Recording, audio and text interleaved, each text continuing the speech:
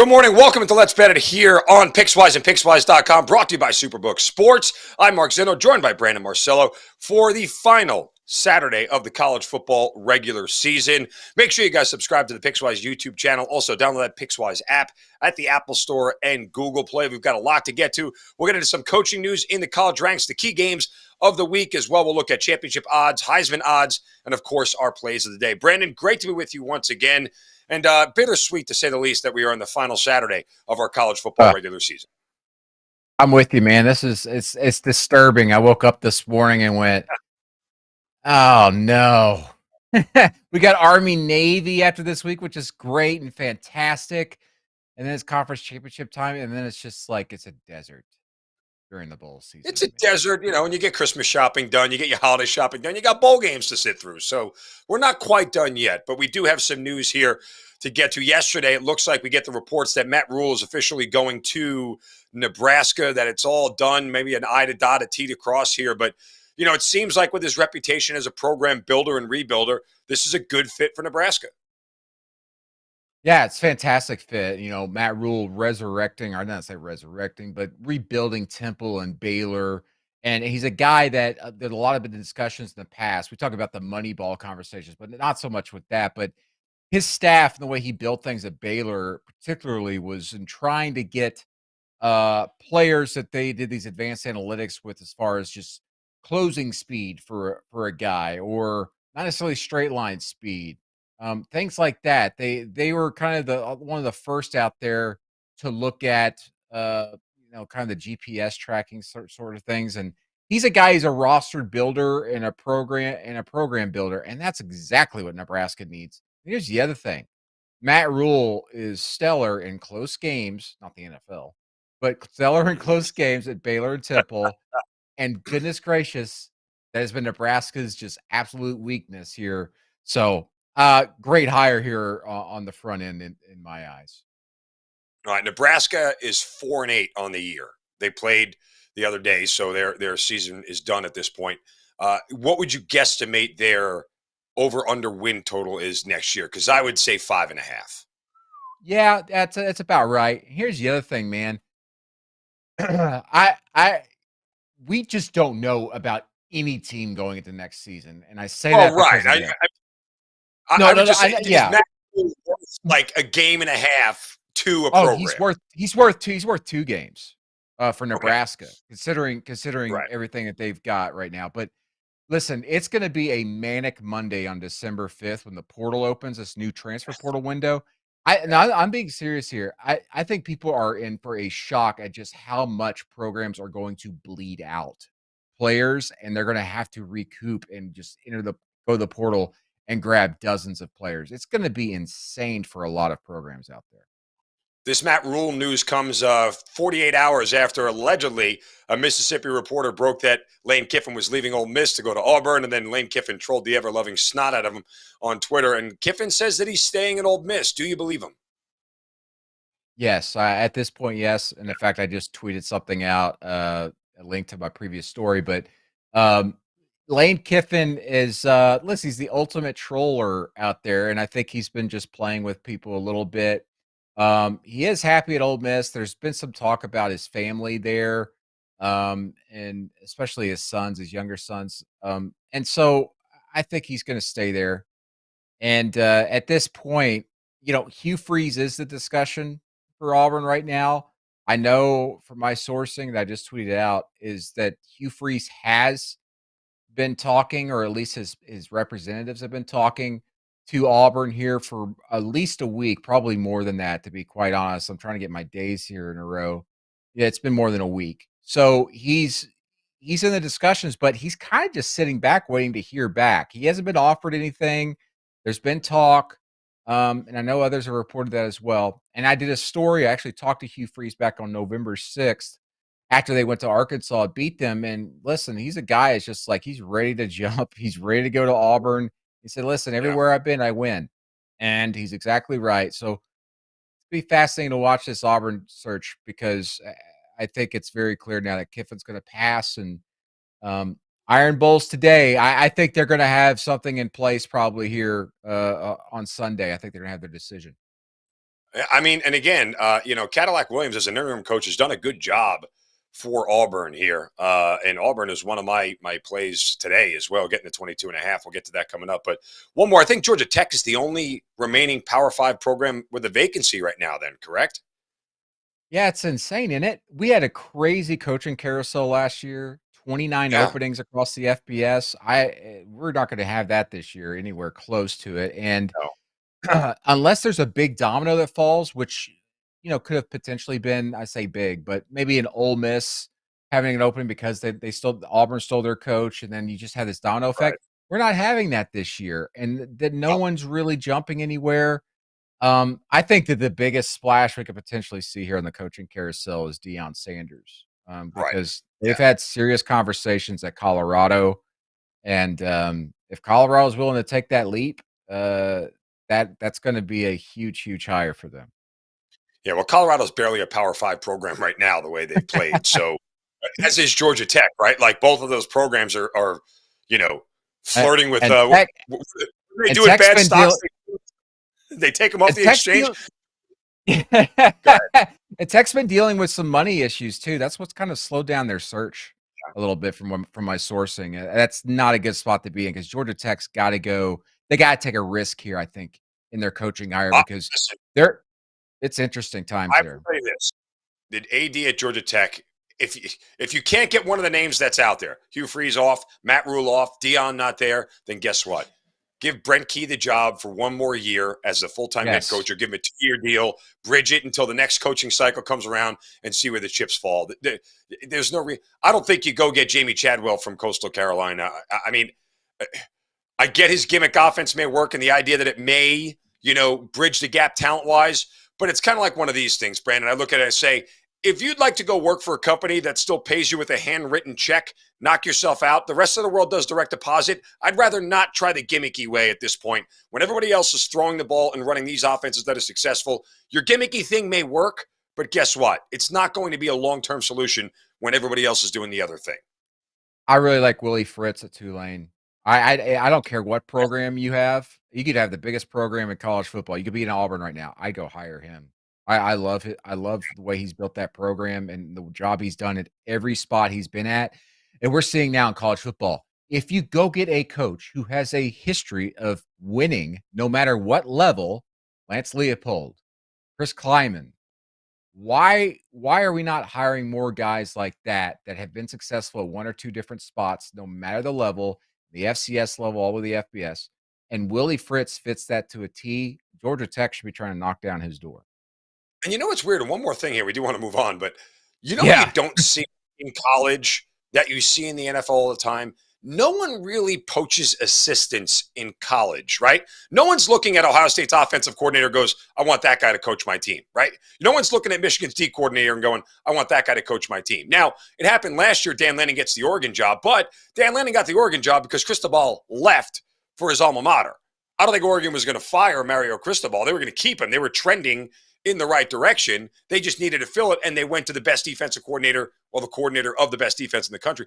You get that much. Yeah, you don't. And I think it's because we're in college football on the major level. It's so hard to sell to fans. We hired a coordinator as your head coach. They want some big splashy name, even if it's coming Yeah. from a lower level, and it's usually a head coach. And that's probably the And, wrong way to go about it. And I see a lot of coordinators out there that should be head coaches, and some of them don't yeah. want to be. Like Warren Well, Rodrigo it's at the job, Wake the Forest. responsibility is massive. Phil Parker at Iowa, defensive coordinator. All he does is have Yeah. top 5 defenses every single season. But those are guys, especially Warren at Wake Forest, they just don't wanna be a head coach. And it's kinda crazy to think that, but, who knows?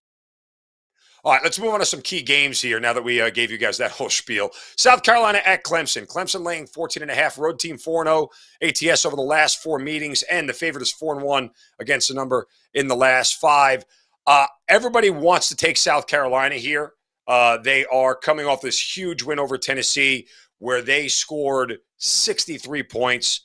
I'll say this much. Clemson stinks at covering big numbers this year. It's really not Yeah. been their good, the thing that they do well. However, like the last 5 meetings in this contest, Clemson has won by at least 3 touchdowns. It's not even close. So I know that Shane Beamer's guys want to come and play, but they might have expended all their emotional energy last week, and there might not be anything left in the tank here.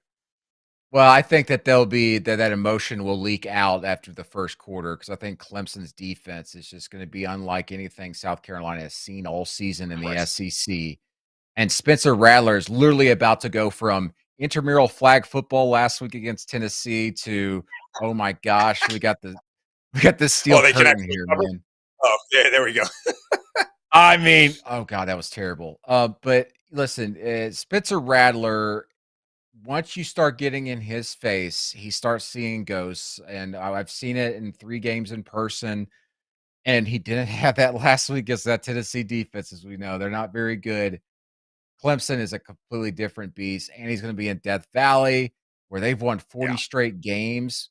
By the way, it's crazy to think this. That is the 5th best home winning streak in the AP poll era since the 30s. This, Wow. I think there's bloodshed in store here. I agree And with listen, you.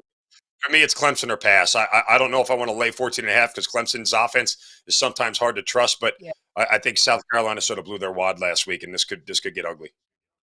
it could be like 21-3 this type of game, and then they're going to cover. I almost did put this as my best bet play of the day here, but this is gonna be a killer game for Clemson and a laugher.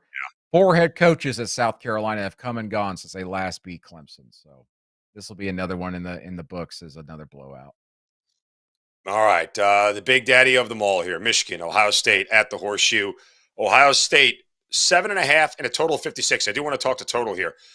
Before I give you one piece of Yeah. information that is new, the over is 6-2 in the last 8 meetings at OSU. The underdog is 4-1 ATS in the last 5. Seeing a little reverse line movement here. I'm seeing 8s across the board wherever I look. Yet a lot of the spread money that is coming in on Michigan taking the points. So listen, Brandon, when I see reverse line movement, I always follow it.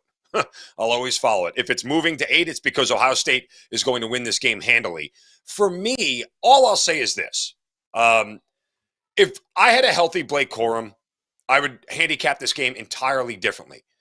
Even if we assume that Corum is going to play, and even if we assume that his offensive lineman who leaked out the fact that he wasn't playing was, doing some strategery and some sort of trickery out there, we know Corum's not 100%. We absolutely know he's not 100%. And I gave this stat out twice this week, and I'll give it out one more time here for people who missed it. Michigan has scored 51 touchdowns this year. J.J. McCarthy, their quarterback, has thrown 14 of them. That's 30% of 51 touchdowns. For Ohio State, they scored 68 touchdowns. Their quarterback, C.J. Stroud, has thrown for 35 of them. That's over 50%.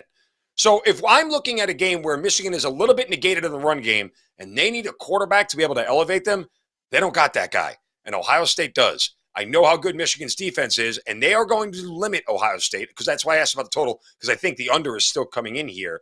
I could see a Yeah. way an over gets there, but it would happen very late. But still, I can't back Michigan, even though their defense is good, without any running game. Yeah, I'm with you, and I've been on Mark. You know this. I've been saying I'm on the JJ McCarthy train. I think he's a good quarterback, but man, it's hard to ignore kind of these bad throws and just missed throws he's been making, especially against Illinois. Watching those throws in the red zone, just like what is he seeing out there? Maybe he needs to meditate a little bit longer, as we've seen in these pre games.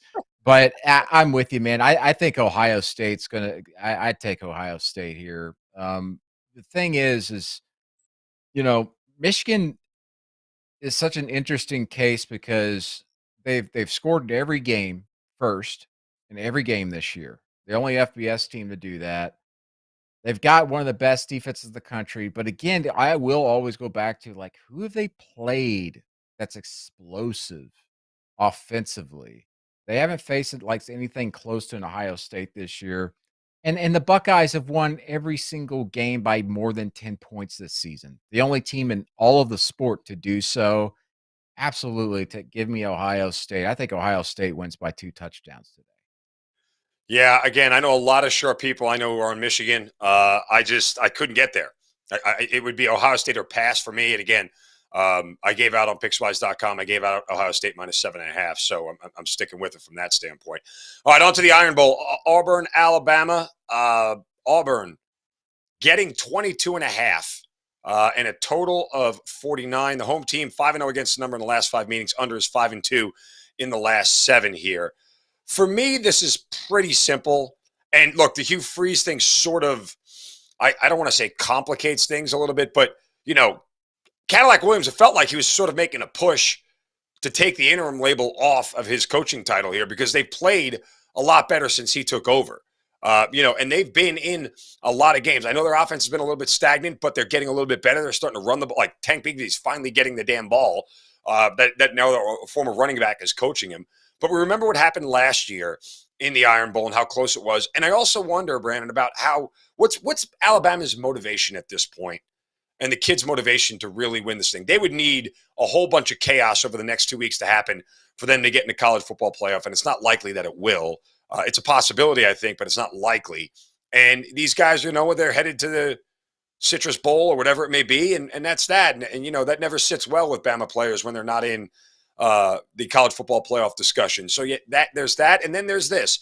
Since 2015, home favorites of 20 points or more in the final game of the regular season are 51-5 straight up, but just 22-34 ATS. That's 39%. Also, since 2015, 5-win teams like Auburn, who need one more win to become bowl eligible, when they face teams with better records in the finale, well, they've only gone 23-32 straight up. They've gone 33-21-1 against the number. That's 61%.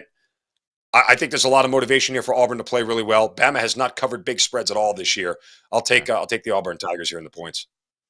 Yeah, I'm with you there. Absolutely. I am with you there. I just hope that Cadillac Williams on the very first play, for those familiar, I hope he calls a lead draw on the very first play offensively. If you guys remember, go crazy, Cadillac, go crazy. First play of the Iron Bowl back, I think, in 2003. Lead draw, handoff to him for an 80-plus yard touchdown. I'm sure he'll do something like that. He'll draw something up like that. But listen, those players absolutely love him. They're playing their tails off for him. Yeah. The talent disparity is crazy lopsided here for Alabama. Alabama has just absolutely crushed Auburn in Tuscaloosa ever since the Cam back victory by Auburn in 2010. But everything you just mentioned is fantastic. And also, Alabama's going into an Iron Bowl with multiple losses for the first time in 12 years. Yep. That's got to be weighing on them. And I know it's not a big spot here for the Crimson Tide, and game's not getting a lot of attention. And maybe this is me being hyperbolic, but I think this is going to take one of Nick Saban's best coaching jobs in this game and in the bowl season to keep this team together and win these games, because for the reasons you just mentioned, they're really not playing for anything. And then also, that transfer portal window is going to open up December 5th. There's no telling how many players might leave the program between then and when they actually get to a bowl game. How is Nick Saban going to hold everything together? And for that matter, any coach at any program, but especially at Alabama, where if you're not playing for a playoff spot or in the playoffs there, as we've seen through history in previous bowl games, Sugar Bowl against OU, Utah, even at the very beginning of his coaching tenure there, the teams kind of just fall apart near the postseason. Does that happen yet here going in the Iron Bowl? I'm not sold on that. I think Auburn's going to cover this spread, but it's still going to be a multi-score win for the Crimson Tide. Yeah, but again, Alabama has just not dealt well with these huge spreads. No. And for crying out loud, last week they only scored 30 points against Austin Peay. That should have been a 55-0 victory. It didn't really look like Alabama was trying all that much. And I also wonder about Saban too, starting to play some of the second and third stringers a little bit more and try to get some evaluation of what he's gotten some of those guys. Will Anderson hasn't had a great year. Now, he's probably a top 3 pick regardless, but he hasn't had a great year. What's his real motivation to go crazy in this game? It's not making his draft stock any better, and all he's doing is risking injury. So I think a lot of these guys who know that they are likely headed to the NFL draft are sort of going, I'm going to gear it back here a little bit. I ain't going full bore because I'm not about to get hurt as we get head to the NFL draft season going forward. All right, Iowa State, TCU. TCU, minus 9.5. There were some 10s out there. Total of 47. Iowa State's 5-1 against the number in the last 6. The home team in this series, 4-1, though, against the number in the last 5. Defense travels, Brandon, and Iowa State's got a good one. In their 4 previous road games this season, Iowa State's allowed 7, 14, 24, and 20 points. In 8 Big 12 games, they've allowed more than 20 in just 3 of them and over 30 just once. So this high-flying offense of TCU It's not going to be so high flying, and they haven't really been all that high volume as of late, despite the fact they still have the number one scoring offense in the Big 12. They're facing a defense of the Cyclones, number one scoring defense, number one rush defense, number one pass defense. So this is a lot of points for TCU to be laying. It's kind of crazy how much bookmakers and everybody across America, with the exception of a couple of people, have disrespected TCU, and that 7 points they caught from Texas was egregious when we did the show a couple of weeks ago. Yeah. That said, I'm not laying 10 here. I'll take the Cyclones and the points. I think TCU's in for another game that is pressure-filled, that they absolutely know they can't slip up on, because the minute they lose, they're going to be dumped out of the college football playoff rankings. And so a lot of pressure there for Dykes and company. But I'll take Iowa State here. I think TCU hangs on to win, but it's probably by a touchdown. Yeah, give me the total here. The under 47.5 is what I've been seeing here. Iowa State's hit the under 7 straight games here, which is the top mark in the FBS right now. Their average point total in games is 37.2 points, third fewest in the FBS right now. And of course, we've talked about TCU and kind of these close games and these comebacks. They have trailed in the second half in 5 of the last 7 games TCU has, as we've seen. That Baylor game was incredible near the end.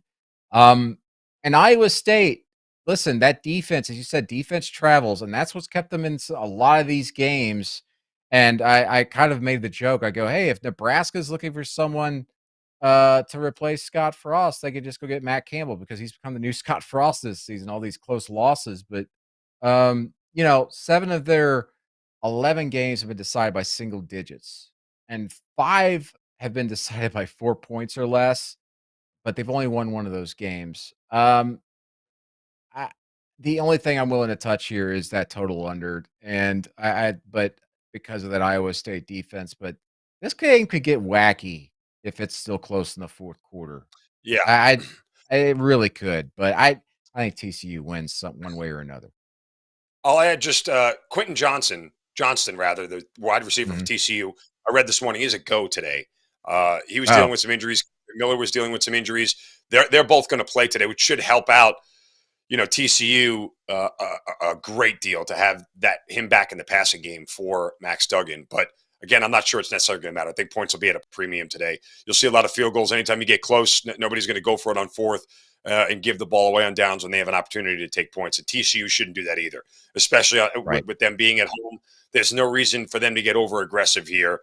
For them, they don't need style points. They just need W's, right? Like, that's all they need. It doesn't matter if they win by 1. If they run the next 2 games, they're going to the college football playoff, period. All right, one more game to get to here. Tonight, you'll see Notre Dame at USC. USC -5, 5.5, depending on where you're looking. Total of 64.5. Home team 7-1 against the number in the last 6. Notre Dame on a 5-0 ATS run here, Brandon. I am backing Notre Dame. As much as I have been the biggest proponent for USC, and we've done the show for a couple of weeks now, I am the Pac-12 water carrier this year. I've been pumping that conference all year long as underrated and underappreciated. That said, USC has been playing with fire for the last couple of weeks, with the exception of a blowout win over Colorado. 4 of their last 5 have been one-score games. Now, Caleb Williams has to have another fantastic game to continue his Heisman push. And I remember 3 weeks ago when I said Caleb Williams, you laughed at me. You laughed at me. Ha! I did. You laughed, buddy. Hey, listen, he's right there. He's earned it. Here's the thing for USC as well, though. How much emotional energy did they expend beating UCLA last week? With this line being over a field goal, I think taking the points is the way to go. Both of these teams are on a pretty good scoring streak. USC has scored at least 41 in 5 straight. Notre Dame has gone over 35 in 5 straight. And go back to last week when UCLA ran for over 200 yards on USC. That's Notre Dame's bread and butter, running the football. Yeah. I think they're going to be able to run. I think they're going to be able to control the clock. That's the best way for them to keep Caleb Williams and the offense off the field here. I'll take the 5.5 with Notre Dame. Wow, yeah, this is such a difficult one for me. I don't know if I'd put any money on this one in any spot. Notre Dame is 4-0 against the spread against ranked opponents this year. All of those ranked opponents on the road, by the way, this season. So keep that in mind as they go here to USC. 8 of the last 9 wins here, they're averaging that offense. We were throwing that offense under the bus. That offense has been averaging 39.8 points per game in these 8 wins, this 8-1 mark here since starting 0-2. And then also Notre Dame has won 19 straight games in the month of November. A lot of stuff Wow. here on the line just as far as Notre Dame and the history here over the last several seasons. But USC so explosive offensively as you've seen, and I'm on the Caleb Williams train. That performance against UCLA is one for the books there in that Welcome. rivalry. Welcome. We welcome you. These are the latecomers to the party. If he goes over 400 yards, which I think he will potentially, even against this Notre Dame defense, the way he's playing in that offense, he's going to win the Heisman Trophy. And yeah, but I just don't know. 4.5. I think this game could be tight, and that total kind of scares me too because I can see go one way or another. We'll see. We talk about defense traveling. I keep flashing back to Notre Dame at Ohio State. And I know that was so early in the season, and the way they kind of put a clasp down on CJ Stroud and co for about 3 quarters. Could we see that today? I don't know. I'm wishy-washy on this one. I'm sorry. I mean, I don't have let me any ask you plays. this: if Notre Dame wins this game outright, are they in a New Year's Six bowl? Yeah, you gotta put them in, You I have to think. put a two-loss team. Yes. Well, there's a lot of two-loss teams out there though that don't make the playoff. Obviously, right?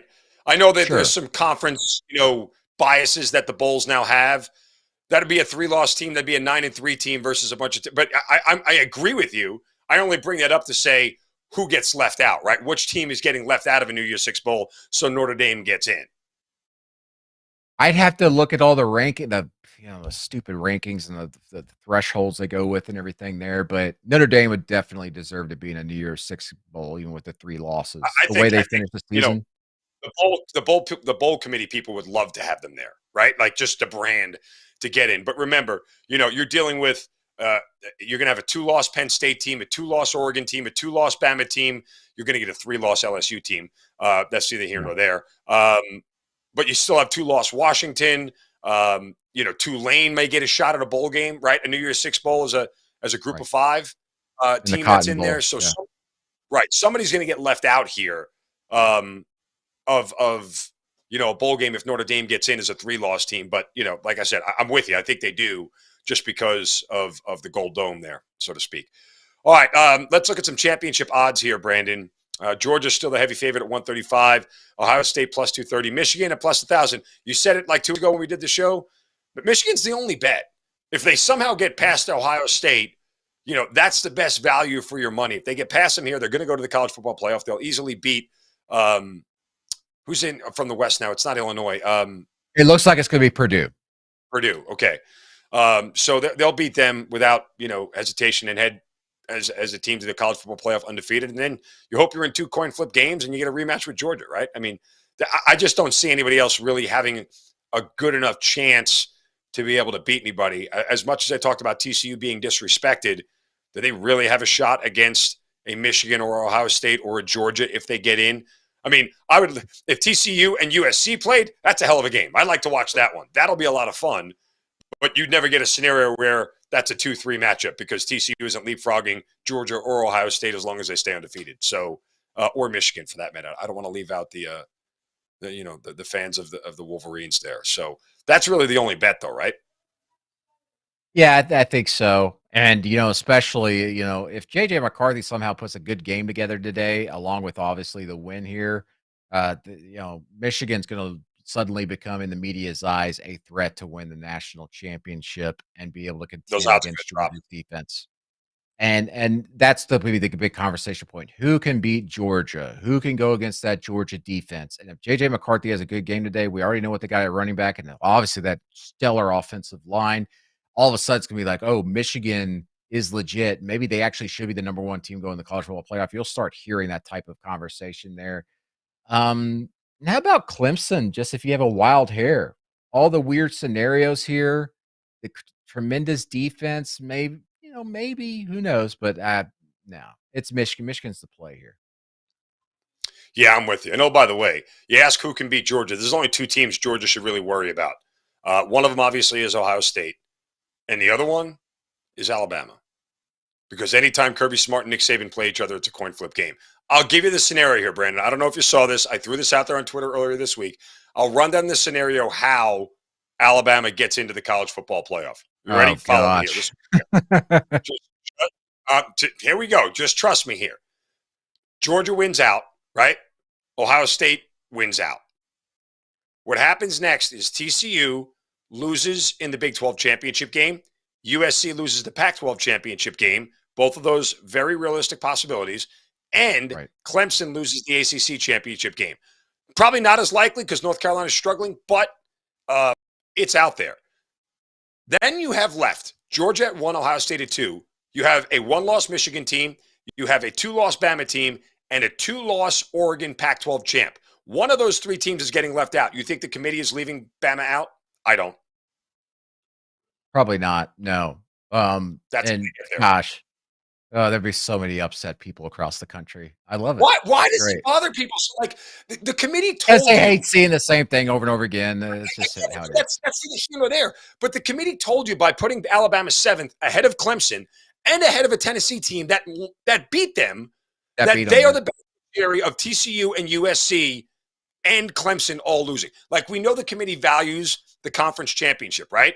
So if Oregon is the only other remaining conference champ, and then you're looking at 2 other teams that are non-conference champs, Alabama gets in. Like, why does that bother people? They would be the most deserving. The committee and the rankings have told you that. Yeah, you're exactly right. And man, I don't want to see it. That's just not that's not an Alabama playoff team. You're so focused right now over. I'd almost rather, I'm gonna be just as a casual fan sitting here, I'd almost rather see a 1-loss TCU in the playoff. I really would. So they could get smoked. But again, and that's the thing. And the way the committee would set it up, Georgia 1, Ohio State 2, whoever they pick at 3, and then Bama would be 4, and you'd get the Georgia-Bama game in the semifinal, so we don't have another Georgia-Bama national championship. Now, again, the problem is, I think the committee would actually put Oregon 3rd and leave Michigan out because they don't want Michigan, Ohio State to repeat itself. Because that's what you would see.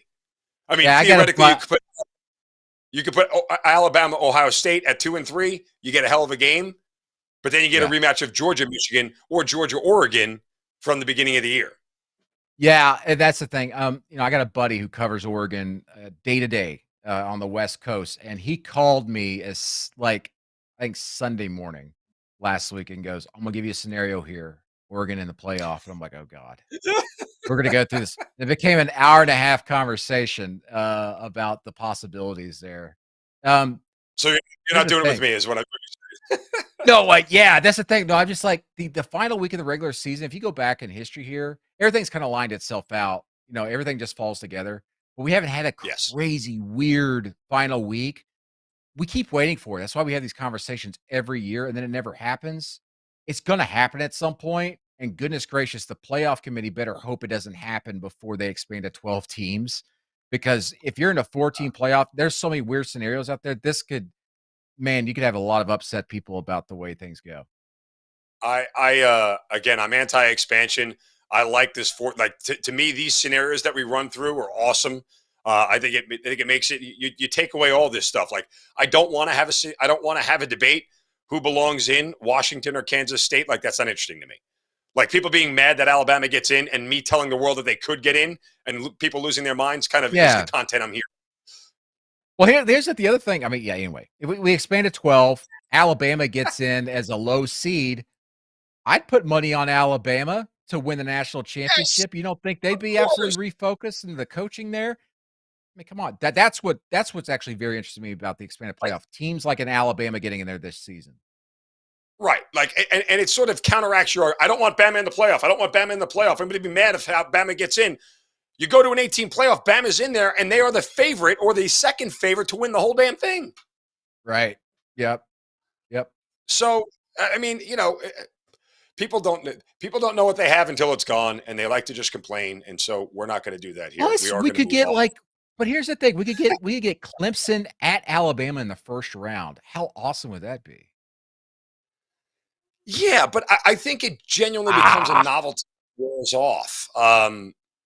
Look, an 8-team playoff this year, if you had just take the 8 teams that are in right now, and I would even say LSU is going to get knocked out because they're going to lose to Georgia. Oregon would slide in, theoretically speaking, especially if they beat USC. So you'd have an 8-team of Georgia, Ohio State, Michigan, TCU, USC, Alabama, Clemson, Oregon. Like, okay. Or even Penn State could sneak in, right? At 10-2. Okay. Like those are, I'm here for all those programs being part of this thing, but I just don't know that necessarily, you know, for people who's like, oh, we're watching the same thing every year. You're going to get the same 8 teams pretty much every year, regardless. Like with the exception of 1 or 2, you're going to see the same programs. There's the haves and the have-nots in college football. But we're going to have the excitement of like, there's going to be a first round upset somewhere, and it won't matter when we get to semis, but you're going to have that excitement. Plus the campus and environments. It's going to be special, man. Come on, we're making money here, Brandon. We're making money. That's all we're doing with expansion. Speaking of making money, if you have a Caleb Williams Heisman ticket from 3 weeks ago, you're probably going to make a lot more money than if you got it now. But we talked about him. CJ Stroud -130, Caleb Williams +120, Blake Corum. Without him, being 100% today, I don't know, if he's really got a shot. I'm still irritated that Drake May has entered the chat a lot more than Bo Nix has. I mean, I just, why is Bo Nix' season being undervalued for what it is? He's responsible for more touchdowns than any quarterback in the country. He's played incredible the entire season, and he's getting stiff to this. Like, him and Stetson Bennett to be flipped on the list, don't you think? Yes, 100%. So beyond all that, though, I'll ask it to you this way, Brandon. What does CJ Stroud need to do to hold on to his favorite status here? As you talked about Caleb Williams earlier, another 400-yard game for him could absolutely flip this thing. Stroud needs to go out there, lead them in a win against Michigan. That's impressive. And I think he's got to go in there and not make mistakes. He can't throw 2 picks and win the Heisman. He's got to be pretty clean with the football today. And I think also more than anything, he's got to sit there and hope that Caleb Williams struggles a little bit. I think at this point, Caleb Williams is going to win it. We have fallen in love with him over these last couple of weeks. I think that who's the we in that sentence? Somebody was in love with him a long time ago. Hey, you're right. Come to our bandwagon. Come to our bandwagon. You're right. Listen, and I think the pedigree there with Lincoln Riley coaching Heisman Trophy winning quarterbacks enters the conversation as well for people when they start thinking about everything, and even on a subconscious level. And I think Stroud's going to have to play clean football today and win in impressive fashion. And he's got to hope Caleb Williams struggles a little bit. Otherwise, I think Caleb Williams is going to be in New York City hoisting the trophy. I'm with you, brother. I'm with you. All right. Before we get to our plays of the day, we're going to go to Pickswise.com, check out our 3-star plays here in a moment. I want to remind you, Let's Bet It is presented by Superbook Sports. Can you beat Vegas this football season? Superbook gives you a chance every week to go head-to-head with the best odds makers in Las Vegas. No fancy computer algorithms. No one across the pond setting lines for American sports. Just the best team of traders in the business at the Superbook in Las Vegas. Plus, some of the best odds boosts and promos in the country. So if you're in Arizona, Colorado, Iowa, Nevada, New Jersey, or Tennessee, download the Superbook Sports app or visit superbook.com to start your battle against Vegas. All right, Brandon, before we get to our plays of the day, run down the Pickswise.com website for us and let us know what 3-star plays are out there. Well, you look at Sam here. You got the over 52 with South Carolina at Clemson. You got Penn State at -18.5. That's one of your picks. Just see. Yeah, and we're going to talk about that here in a moment. Here's one that really intrigues me, though, and I actually was discussing this myself. Wake Forest -3.5 at Duke. That is one that really intrigues me. What's that Duke defense going to do today to keep that close? That's such a stay-away game. Like, what's Wake really playing for here? The motivation factor in the final week of the regular season for a lot of these guys is, they're a team. Take Miami, for example. Like Miami doesn't want to go to a bowl game, right? Miami doesn't look like they want to play another game right now. The coaches don't. The coaches want to go recruit right now. I know. Well, that's what I'm saying. So it's like Pitt might be the right side on this thing today. in a game like that. And it's the same thing. Like, I feel like Duke's a little bit more motivated here in this spot than Wake is. Yeah. Wake's headed to, a pre-Christmas bowl at some point, December 22nd, 23rd time frame around there. Once they start, it's not going to be anything great, but I'm not sure that they have a ton of motivation here. All right, let's get to our plays of the day. I will tee it up to you, my friend. Get us started. This was difficult for me, but I'm going Tennessee minus 14 here. I think they're going to win going away by 3 touchdowns or more at Vanderbilt today, even with Hendon Hooker out, who I thought deserved not only a spot in New York City, but maybe should win the Heisman Trophy the way he'd been playing up until last week in the loss to South Carolina. Joe Milton is solid enough, and the explosive plays will still be there for Tennessee. I do wonder about the Vols, what they're playing for. They're not playing for much at all, but I think they still have some pride there. And from talking to people close to that program, they are still very pumped up about the rest of the season and making some history there as far as just the wins they've been putting up and then also getting that thing going with recruiting. I think the coaches have really been doing a good job there of rallying that team after that loss against Carolina. So give me Tennessee today at Vanderbilt. All right. Well, you talk about motivation here. I'm not saying I'm on the other side of you, but what I am saying here is this. Look, Clark Lee has got this Commodores program where nobody thought it could be. Their preseason win total was 2.5. They win this game, they're bowl eligible. Now, granted, again, they haven't beaten Tennessee, I think, in 10 years. So it's going to be very tough. But the motivation factor for Tennessee, and I don't know if you read this, there were rumors floating around the interwebs this week. I don't know if you heard, last week, linebacker Jeremy Banks was suspended internally for the South Carolina game. And he was suspended by the coaches allegedly for some NIL, not infractions, just something to do with NIL. And the players on the defense were so ticked off at the coaches, they mailed it in against South Carolina, which is why they gave up 63 points. If there's I any don't truth buy to that. if there is any truth to it, and again, I have no way to verify this. It was out there on the internet. There was some Tennessee football sites that I was, going down a rabbit hole on that I saw this in. So I can't say if there's any veracity to it whatsoever. That said, Vanderbilt plus the points situationally feels very good for me, for a Tennessee team. Like you said, you know it better than I do. I don't know how motivated they're going to be. I know Joe Milton's going to be motivated, right? Like, yes. He might be working towards a starting job next year, because Right. Hendon Hooker's like 37 years old and still in college. It's like Van Wilder, for crying out loud. But, yeah, Hendon's going to the NFL. Hendon's going to the NFL. He's already said that. I know. I'm just saying. Hendon's been in college, it feels like forever. But anyway, so I think he'll be motivated. It's just an interesting spot. I was surprised to see you go there. So we'll see. This Tennessee pass defense is still suspect. Yeah, sure, certainly. But I think Tennessee's still playing for some pride there. And then also, Tennessee defensive players trying to not going all in. They were playing for a national championship still last season. They have some personal pride there. I don't buy that for a second. You're going way deep. Stay off those message boards, Mark. I'm just telling you, it came to my attention. I could not read it. It was right there. So I know. All right, for my play today, I'm going to the Big Ten. I'm going to back the Penn State Nittany Lions here and lay 18.5. Look, Penn State looking for their fourth 10-win season in the last decade and a New Year's Six bowl. Their season has been great outside of getting beat up by Michigan and Ohio State. In fact, since getting beat up by Ohio State, Penn State has outscored their opponents 130-24. The Nittany Lions defense has only allowed one opponent to score more than 20 points in a game this season, and that was at the opener at Purdue. Penn State's covered 3 straight double-digit spreads. I don't think this is going to be any different. Michigan State can't stop the run. Nicholas Singleton of Penn State should have a field day running through that defense.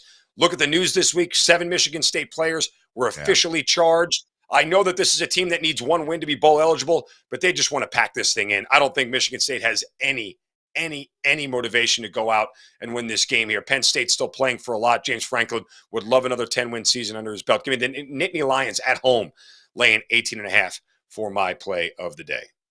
I love it, man. I'm joining you there. Great. That's awesome. Perfect. All right. Well, everybody enjoy the final day of the college football regular season. How dare you say that? I know. Make sure you guys download that Pickswise app, available in the Apple Store and Google Play. Subscribe to the Pickswise YouTube channel. Drop some stuff in the comments. Let us know what comments you have or what questions you have, what picks you're on, and we will certainly try to respond to all of them. Brandon, it has been a wonderful Saturday morning with you. Good luck on all your bets. Go cash some tickets. Everybody enjoy the final day of the college football regular season, and we'll be back tomorrow here on Let's Bet It. Have a wonderful Saturday. Go get it. Go bet it. Have a great day.